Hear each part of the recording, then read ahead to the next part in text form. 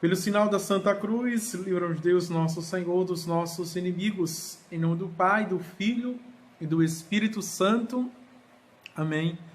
O Deus que quer salvar todo ser humano esteja convosco. Bendito seja Deus que nos reuniu no amor de Cristo. Vamos fazer uma oração.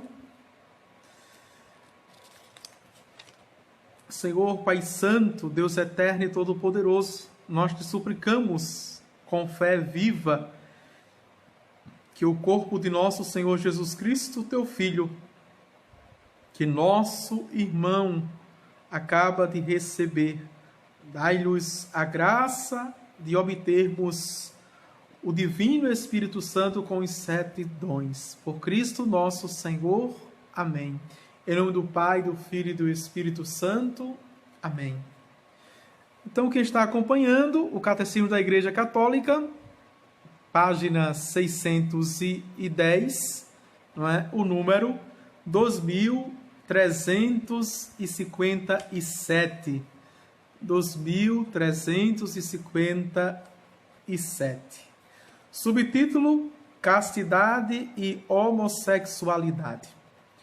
São apenas 3 números que falam deste ponto, desse subtítulo, não é? A homossexualidade designa as relações entre homens e mulheres que sentem atração sexual exclusivamente ou predominantemente por pessoas do mesmo sexo. Vejam a definição e o conceito da homossexualidade. São homens e mulheres que sentem atração exclusiva, totalmente, não é? Ou predominantemente, ou que predomina no apetite sexual, não é? Que há uma porcentagem maior que chama a atenção o mesmo sexo. Isso é a primeira definição da homossexualidade. A homossexualidade se reveste de formas muito variáveis ao longo dos séculos e das culturas. Vejam, foi tomando formas. Isso não é uma coisa nova, diz o magistério, o Catecismo da Igreja Católica, não é? Mas ao longo dos séculos e das culturas, veio tomando formas, até de conceito, de conceitos, de significados, de sentidos, o homossexualismo, não é? Sua gênese psíquica continua amplamente inexplicada. Veja o que o magistério diz. A sua origem, gênese, a sua origem psíquica continua amplamente inexplicada. Até a ciência não chegou a uma definição, não é? E foi crescendo as definições. Primeiro, disseram que era uma opção que a pessoa, que o homem fazia no seu estado, né? Uma opção. Depois não é mais opção, não é? É uma orientação. Se é orientado, não é? Contudo, a Organização Mundial da Saúde diz que não é doença. Não é doença. Não pode ser tratado como doença, o homossexualismo. Porém, não podemos cair na ideologia de gênero, não é? Criar como se a pessoa não tivesse sexo ou genitália. A mulher, a menina, ela é criada como não se fosse menina. Ou nem menina nem menino. E que ela escolhesse depois. Quer dizer, Aqui não é definição de genitália, de quem ela quer ser, entendeu?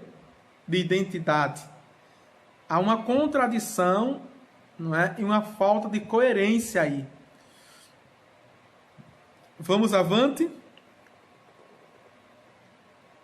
Apoiando-se na Sagrada Escritura, que os apresenta como depravações graves.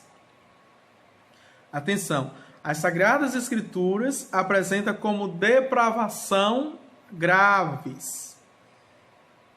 Vamos lá. Gênesis, capítulo 19, versículos de 1 a 29. Tome nota, se você quiser, se você não está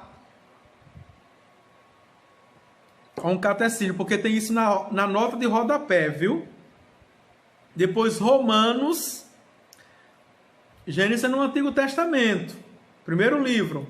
Depois Romanos, capítulo 1, versículos de 24 a 27.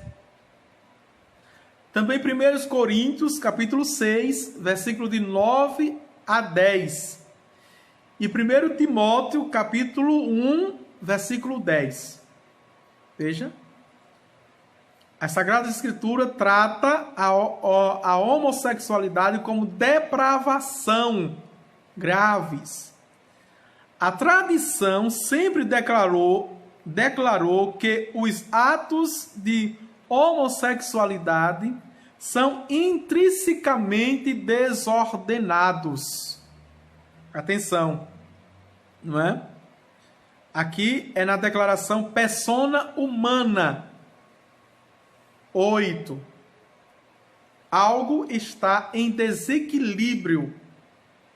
Não é harmonia dentro da pessoa. Porém, psiquicamente, não está ainda explicado. Dá para entender, porque é um tema delicado. Certo? É um tema delicado que dá até a questão criminal. Homofobia. Veja. Vamos lá. São contrários à lei natural, à lei áurea. Homens e mulheres os criou. É isso que nós temos no Gênesis. Homens e mulheres os criou. Definidos com a psicologia do masculino, com a psicologia do feminino, não é? Atenção, não é? Com a biologia, uma fisiologia do masculino, uma fisiologia do feminino. Homens e mulheres os criou.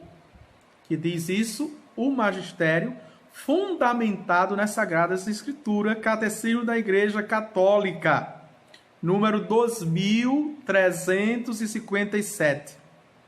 Tá certo? Na persona humana, a declaração. Vamos avante. Não procedem de uma complementaridade afetiva e sexual verdadeira. Em caso algum, podem ser aprovados. É o que é isso? O número bastante grande, o parágrafo bastante grande, né? Tem o fundamento no magistério histórico, cultural, o fundamento na tradição, o fundamento, veja,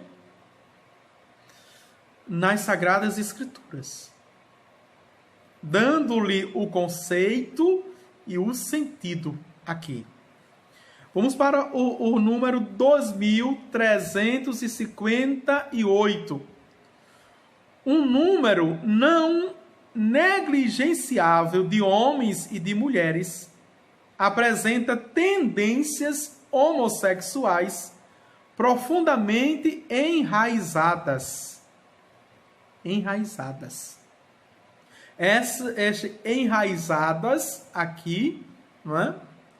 Pode ser na questão estrutural do esquema psíquico, mas também na questão, não é, estrutural orgânico. Orgânico. Atenção, vamos para outra dimensão, não é? É educacional. Primeiro, a questão pode ser também, não é, de alguns traumas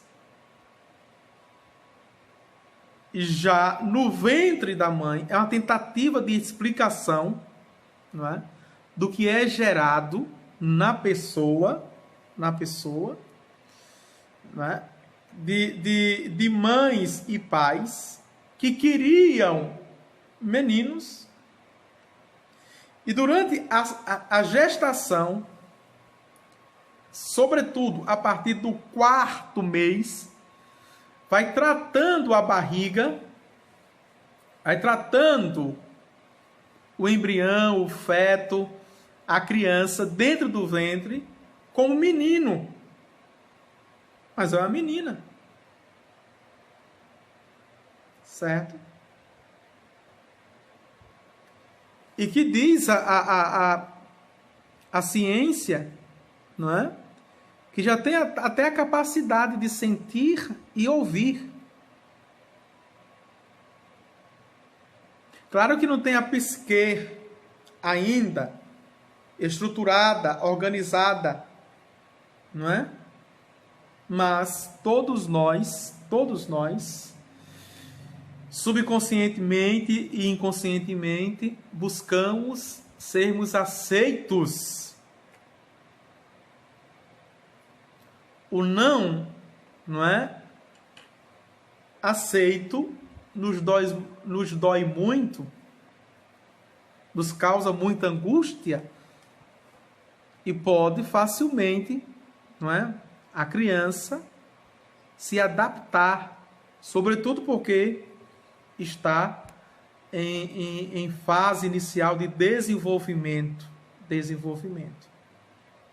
Tem uma tentativa de explicação aí.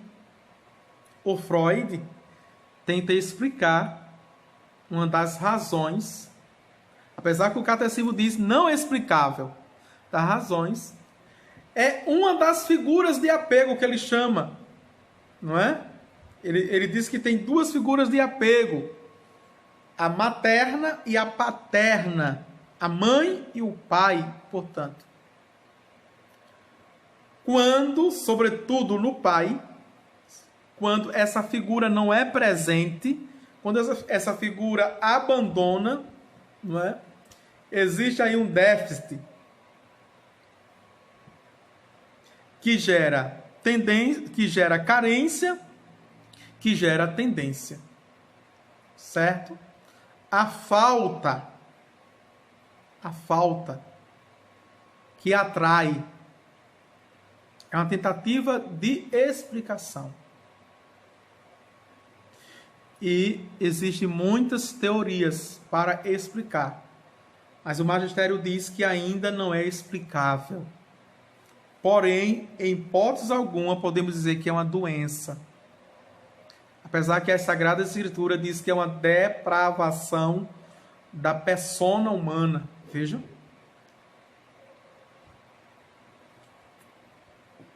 Vamos lá. Esta inclinação objetivamente desordenada constitui, para a maioria, uma provação. Maioria, né? Por isso, formas organizadas, LGBTQI+, não é? E as siglas vão aumentando, certo?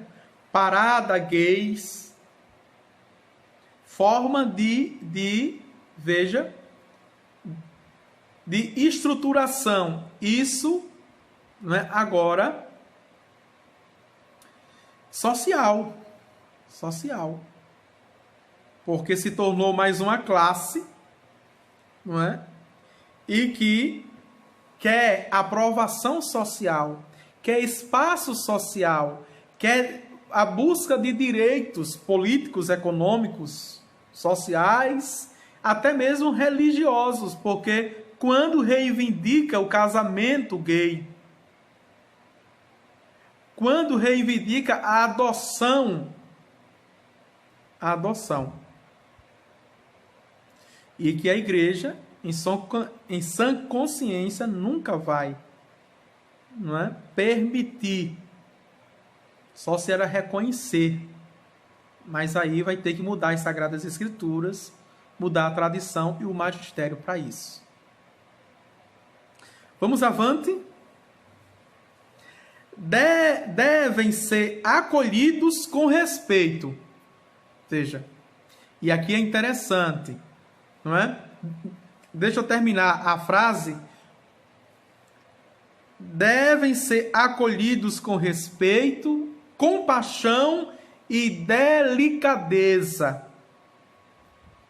A sociedade, não é, se escandalizou, isso bem recente, com o Papa Francisco, atenção, depois do sínodo, não é, que foi feito da família, e que o Papa, na Amoris Laetitia, não é, pede para que o homossexual ele seja acolhido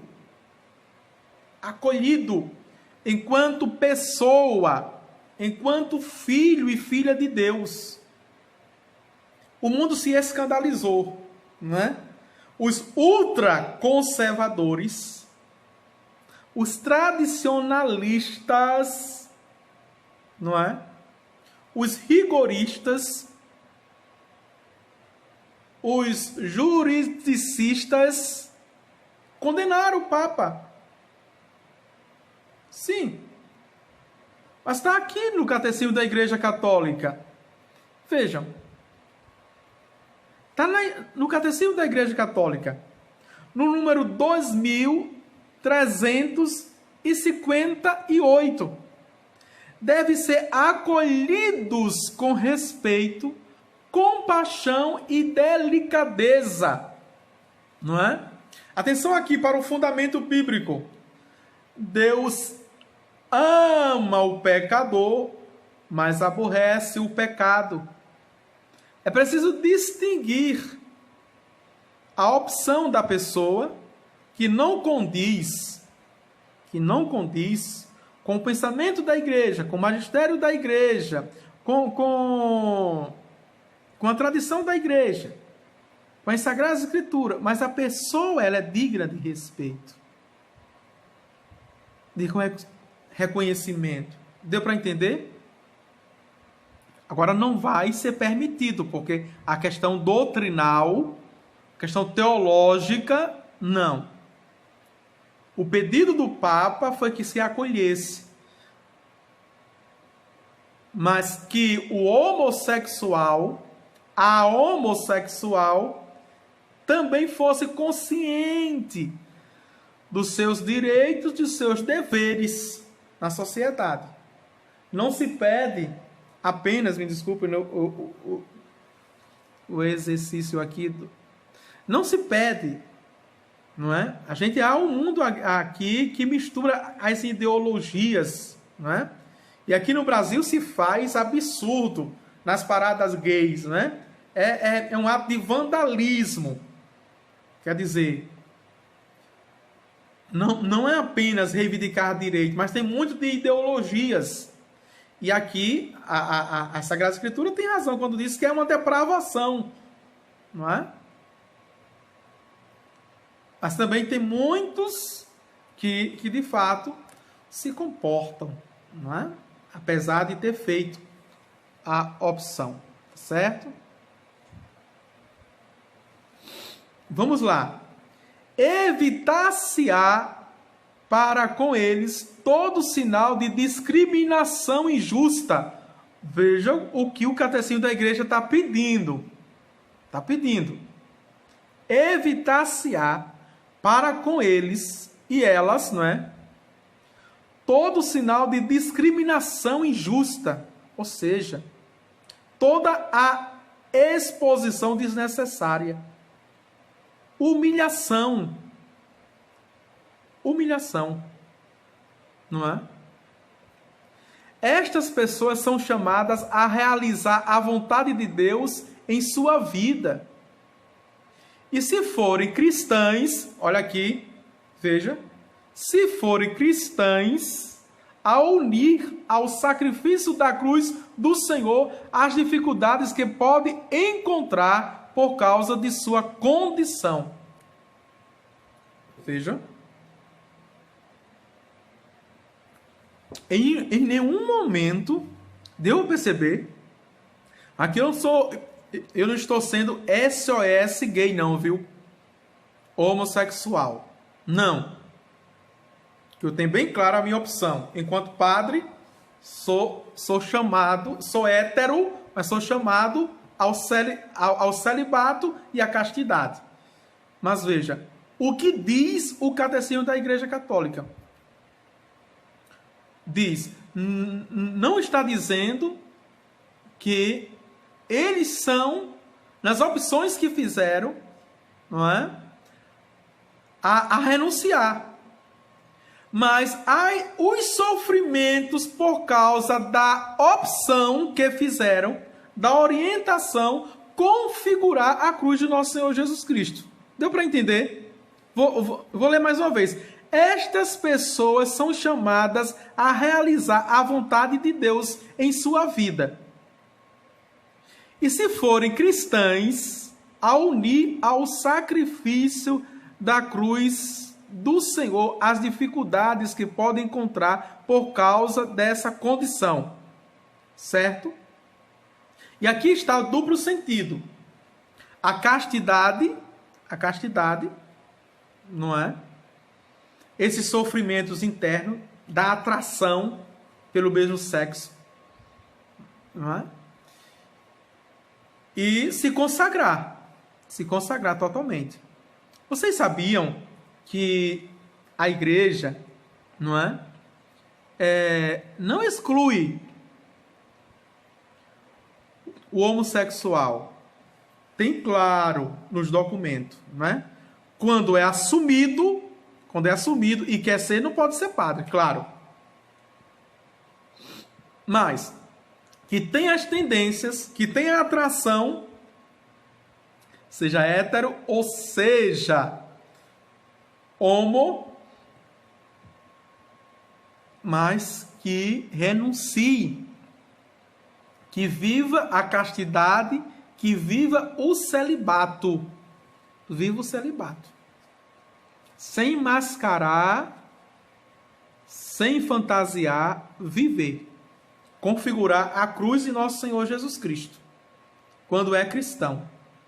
Certo? Se não for cristão, então, aqui o catecismo pontua. Se forem cristãos, não é? Ou cristãs, estas pessoas, então, são chamadas ao sacrifício da cruz. 2.359. As pessoas homossexuais são chamadas, agora, checkmate, a castidade, pelas virtudes de autodomínio, educadoras da liberdade interior, às vezes pelo apoio de uma amizade desinteressada, pela oração e pela graça sacramental, podem e devem se aproximar gradualmente e resolutamente da perfeição cristã. Veja, quando tem autodomínio, quando renuncia, quando se vive a castidade e o celibato. Aqui, essas pessoas também, que não são doentes, que não são anormais, só são diferentes. Na sua orientação, nas suas opções. Deu para entender? Ficou claro? Veja, e vocês podem ler e reler. São 3 números autênticos que falam da castidade e da homossexualidade no 6º mandamento. Não é? Honrar e guardar a castidade. Vamos para o 3º inciso. Quantos temos? 27. O 3º inciso. O amor entre os esposos. 2.360. A sexualidade está ordenada para o amor conjugal entre o homem e a mulher. Vejam, ordenada para o amor conjugal entre o homem e a mulher. A igreja diz que é uma forma de expressar o amor também. No casamento, a intimidade corporal dos esposos se torna um sinal e um penhor de comunhão espiritual. Entre os batizados, os vínculos do matrimônio são santificados pelo sacramento. Veja aqui. Eu costumo dizer, quando eu dou palestra aos casais, quando falo, pastoral da família, aqueles que querem se casar, os encontros que a gente tem, as conversas, equipe de Nossa Senhora, ECC, não é? Veja. Que o altar do casal é a cama do casal. A capela na casa é o quarto do casal. Então, não podem o quarto e a cama serem profanados. Perceberam o número, o que diz o número? Não é? O vínculo do matrimônio são santificados pelo sacramento. Então, qualquer forma de orgia, qualquer forma de depravação, qualquer forma que não seja natural,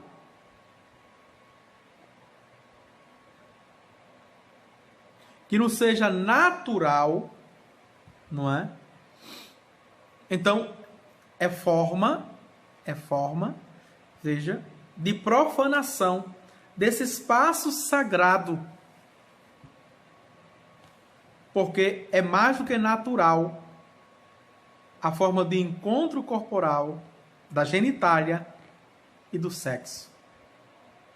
Já falei isso ontem e não vou repetir, não é? As formas de sexos, não é?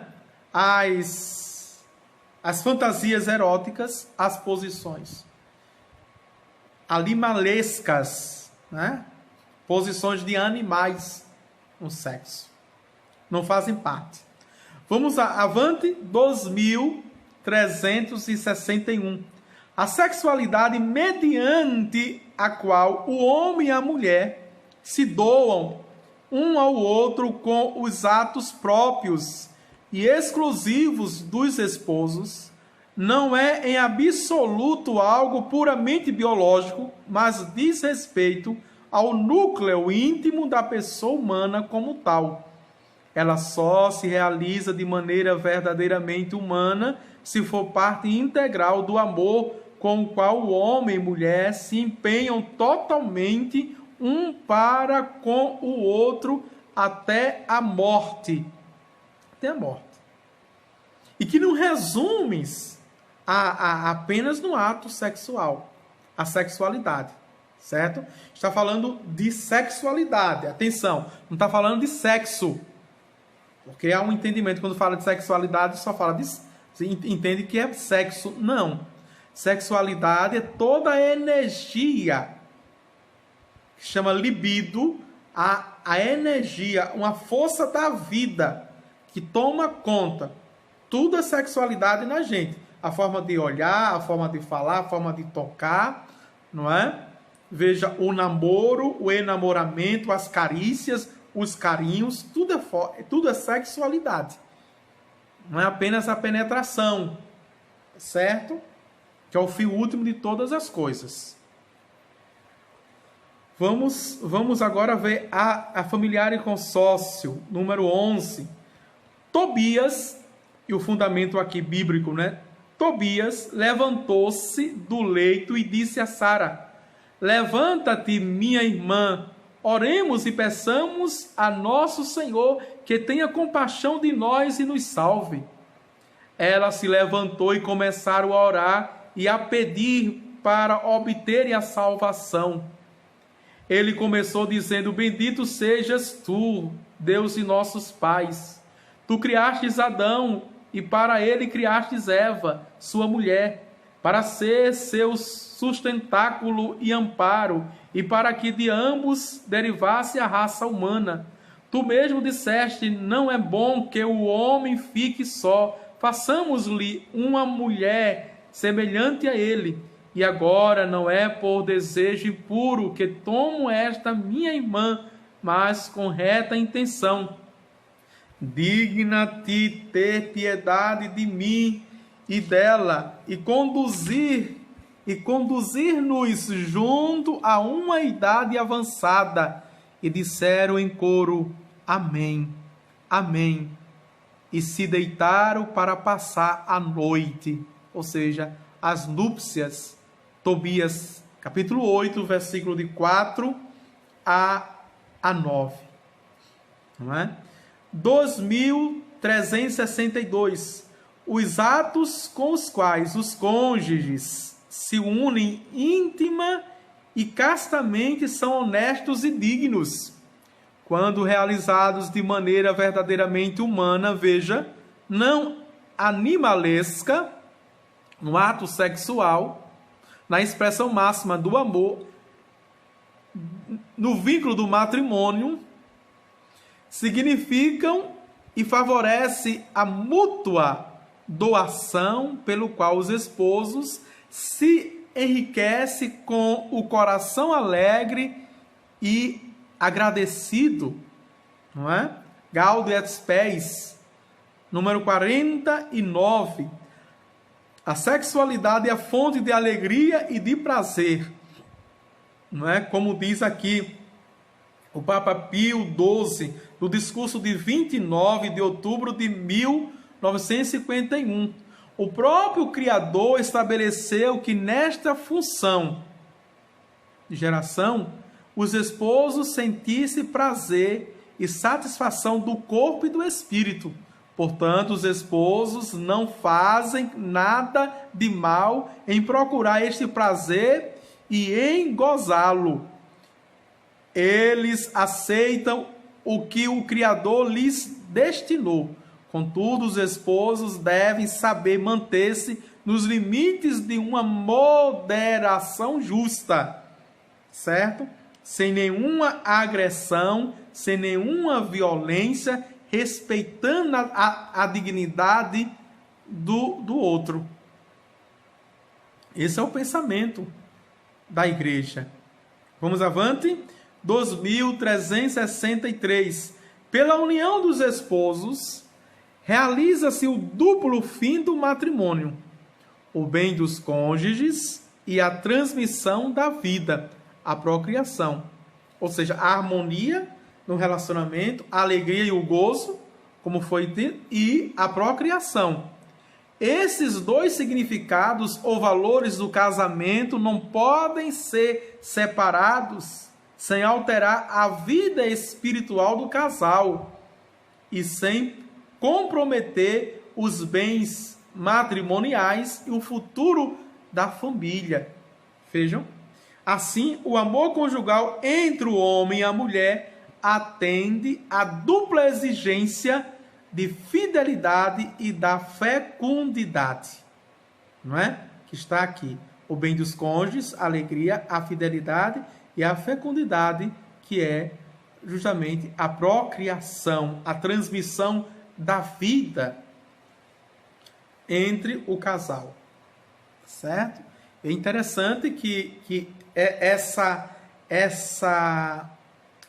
fase, não é? Passa com o tempo, não é? E com a convivência, com o companheirismo. Tem esposos, né? Casal, que depois de 30 anos, 40 anos, né?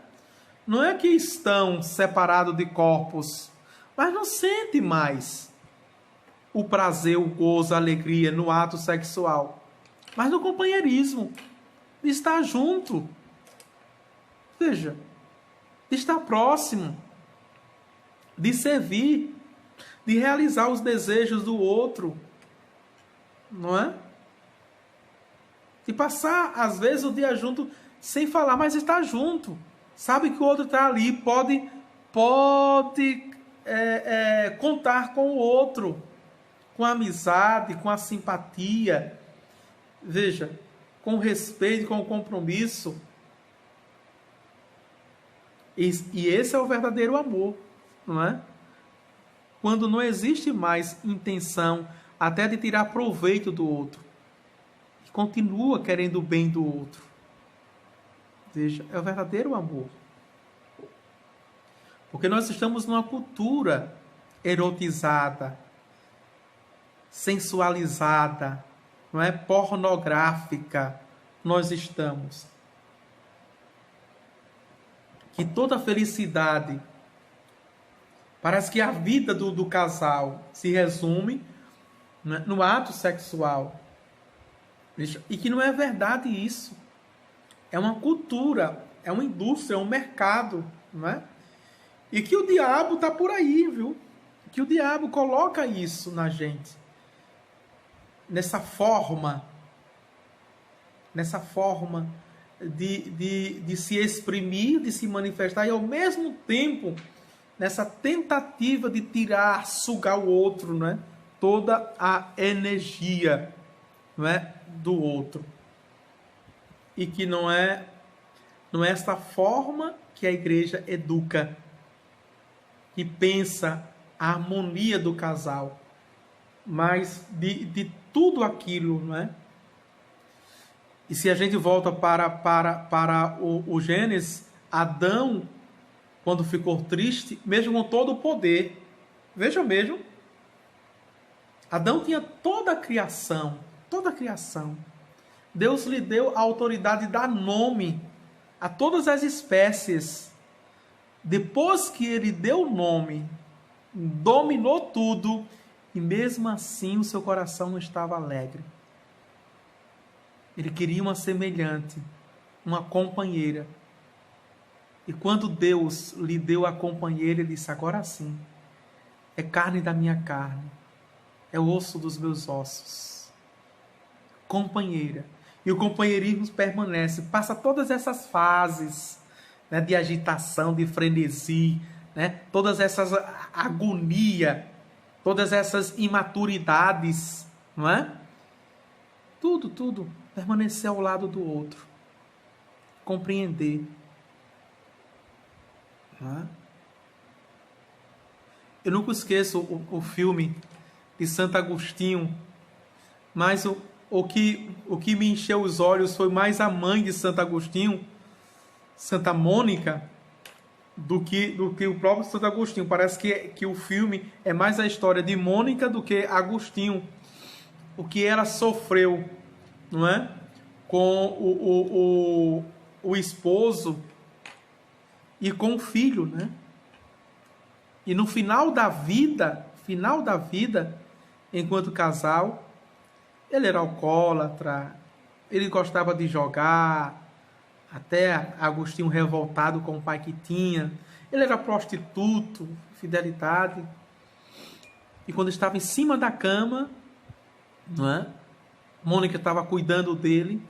Ele olha para Mônica e diz: mas por quê? Por quê?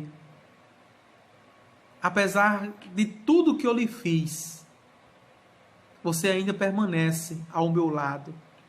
Ela olha para ele e diz: porque eu aprendi a te perdoar. Aprendeu a perdoar. De tanto perdoar, aprendeu a perdoar. Eu aprendi a te amar como tu és.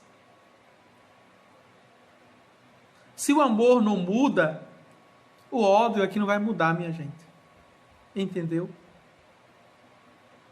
Se o amor não muda, se o amor não converte, o ódio, a violência, não vai mudar. A desistência do outro não vai mudar. E temos muitos santos e santas. Por exemplo, Santa Rita de Cássia, não é? Por amor, pediu a Deus: se for para que o meu esposo assassine alguém, ou seja, assassinado por alguém, que tu leves, Senhor. Porque tu tens o melhor. Tu tens o melhor para ele. E suas preces foram ouvidas. Por que ela pediu? Porque desistiu? Não, porque amava tanto, tanto, e sabia que não ia deixá-lo, não ia desistir dele, mas não queria apenas que ele fosse salvo nessa vida. Vai entender? Aqui, Santa Rita de Cássia amava tanto o seu esposo, apesar da brutalidade dele, da violência dele, veja, que queria também vê-lo no céu. Vê-lo no céu. A gente não quer salvar o outro. Quem ama não quer salvar o outro apenas para ir esse mundo. Não é? Quem ama quer salvar o outro para os céus. A vida eterna. Quem ama quer a vida eterna do outro. Por isso que a força motriz do amor diz isso. Tu não morrerás jamais, mas te eternizarás dentro de mim. Quem ama faz isso. Não é? Nada. E por isso que tem mulheres, que tem homens, apesar que o evangelho de hoje diz que não pode chamar de ninguém de idiota, de patife, de tolo. Mas tem muita gente idiota, mesmo. Veja, que entrega mulheres. Vamos entender racionalmente, quem você está defendendo mesmo. Por exemplo, no adultério, não adulterar, não é? Pecado do outro. Mas quando você deixa o seu esposo ou a sua esposa porque adulterou ou lhe traiu, quando você sabe, quem você está defendendo mesmo? Você está defendendo o outro que diz que ama, não quer perdê-lo por nada, e mesmo assim desiste dele? Ou você, em última análise, está defendendo a sua honra diante da sociedade ou em sua autoimagem? Já pensaram sobre isso? Na verdade, você está defendendo a sua honra e a sua autoimagem. Seu amor foi muito pouco para superar aquela traição, para perdoar aquela traição. O seu amor por si mesmo, por sua autoimagem, por seu ego, por sua vaidade, é mais. É mais. Que diante das provações, diante das tribulações, você não teve capacidade de superar. Eu vejo assim. Faça análise assim. Sua estrutura psíquica, emocional, os seus afetos não foram suficientes. E pela decisão que você tomou, depois você diz, mas eu pulei uma fogueira. Claro que você tem que justificar e apoiar a sua decisão. Não é? Claro. Tem gente assim. Eu nunca esqueço da minha avó. Não é? Que teve 31 filhos, criou 11 do meu avô. Não é? E que a gente chamava ela de besta, de tola. E ela disse, a paciência tudo alcança. Ela rezava o poema de Santa Teresa de Ávila e não sabia. Tudo alcança. Meu avô morreu, ela ficou. Ele disse, aí, tá vendo? Para que deixá-lo? Eu superei tudo. Veja. Porque o amor não é da parte do outro apenas. É da sua parte. É você quem ama. É o amor que está em você. Agora, se você ama porque espera uma resposta de amor, aí sim. O seu amor é insuficiente. É terrível, né? Seu amor é insuficiente para vencer. Seu amor é insuficiente para superar. Seu amor é suficiente para temperar as suas provações e tribulações. Por tudo e com tudo você desiste. Quero terminar esta aula para começar outra, tá certo? E quando voltarmos, vamos voltarmos na a fidelidade conjugal e depois a fecundidade do matrimônio. Glória ao Pai, ao Filho e ao Espírito Santo, como era no princípio, agora e sempre. Amém.